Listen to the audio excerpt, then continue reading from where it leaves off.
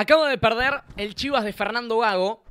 ¿Y por cuánto tiempo va a ser el Chivas de Fernando Gago? Porque a lo largo de esta reacción vamos a hablar no solo del partido, porque no me interesa recaer en los últimos 90 minutos, que igual han dejado algunas cuestiones para analizar, ya sea que el futuro de Gago esté en Chivas o en Boca, sino que vamos a hablar de lo que puede ser la llegada a este lado, es decir, el terminar las negociaciones con Juan Román Riquelme y concretar la llegada a Boca Juniors, o el mantener a Fernando Gago dentro del Chivas de Guadalajara. En esta reacción te voy a tocar dos temas.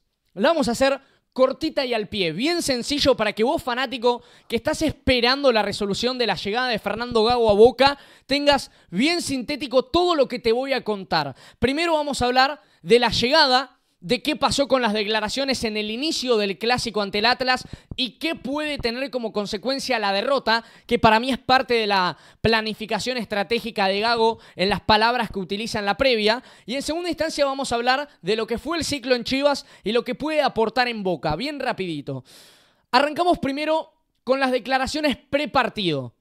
¿Qué quiere decir Fernando Gago cuando dice que no hay contacto de ningún club, que nadie se comunicó con él, pero que a su vez, cuando el periodista mexicano le pregunta si va a terminar la temporada en Chivas, Gago, en lugar de afirmar, termina esquivando la pregunta. Termina respondiendo textualmente que él pensaba en el presente, que no sabía si podía perder un par de partidos y ahí renunciar o que lo despidan, o que quizás se podía quedar 7 años. Dos polos totalmente extremos.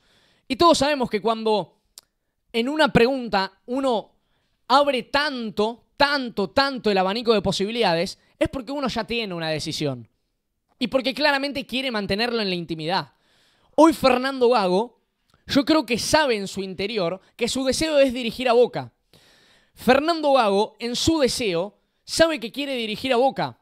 Y esto va directamente apuntado a que después lo podamos difundir en redes sociales, así que le voy a pedir al genio de Tommy Siley que pueda hacer el corte acá, porque vamos a hacer bien puntilloso el paso a paso de lo que fue la semana de Gago.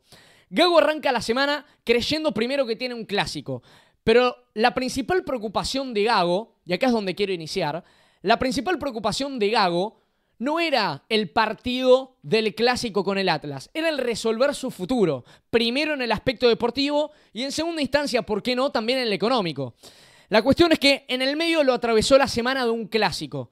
Y yo creo que en la planificación de Gago tenía todo dado para darse el traspaso a Boca. Porque ahora se venía la fecha de eliminatorias, una semanita y un poco más para descomprimir las turbulencias en el Chivas y poder concretar su llegada a Boca Juniors mediante la cancelación de la cláusula de rescisión con el contrato que lo vincula al Chivas. Pero más allá de eso, Gago sabe que hoy sí tiene que priorizar deseos. Su futuro lo quiere en Boca, no lo quiere en Chivas.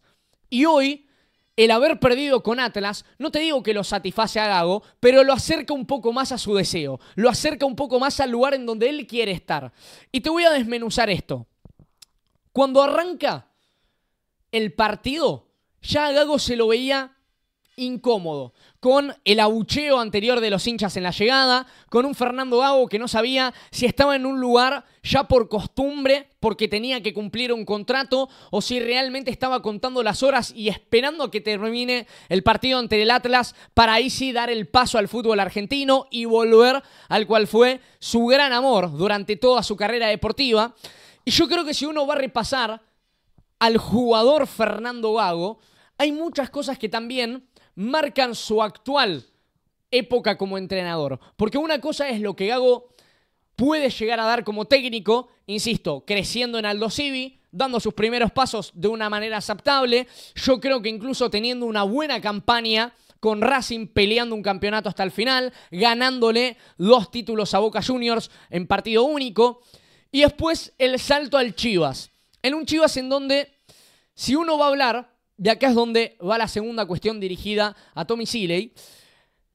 Si uno va a hablar directamente a lo que es la gran diferencia entre Chivas y Boca, es que los dos tienen una misma ideología de club, con la gran diferencia de que Gago se emparenta mucho en uno y en el otro se tuvo que adaptar. Porque Gago en el Chivas hay algunas cuestiones que las podía promulgar de buena manera. El priorizar a los jugadores jóvenes, el ser un equipo en algún punto enamorado del nacionalismo y darle prioridad, si se quiere, a los futbolistas mexicanos. Mientras que en Boca lo espera una etapa en donde Gago puede mantener la misma línea de seguir dándole prioridad a los jugadores jóvenes. Y además se le suma un plus, que él lo sabe distinguir muy bien, que es el sentimiento de pertenencia.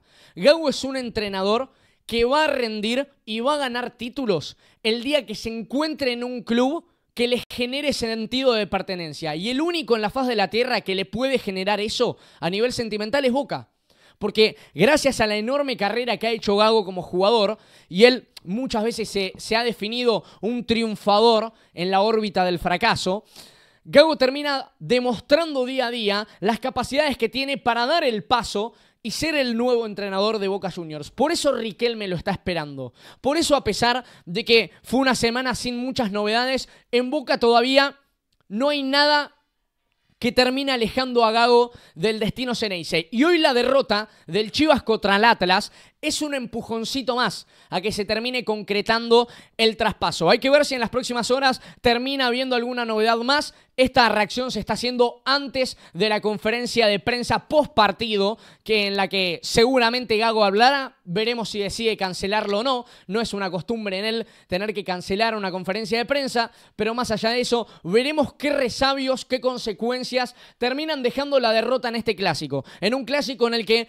había iniciado con un planteo lógico para dominar la mitad de la cancha, que fue lo que más le costó agarrar ante la propuesta en bandas que le había planteado el Atlas. Si uno quiere trazar un paralelismo con lo que le puede llegar a otorgar a Boca, lo que le dio a Racing y lo que hoy vemos en Chivas, Gago es un jugador que, en el buen sentido, por lo menos para mí, es un encaprichado de su ideología, porque para que un equipo rinda, uno tiene que insistir, y tiene que insistir, y tiene que insistir. Los mejores entrenadores a lo largo de su historia insistieron con su idea. Algunos obtuvieron resultados más al corto plazo, otros más al largo.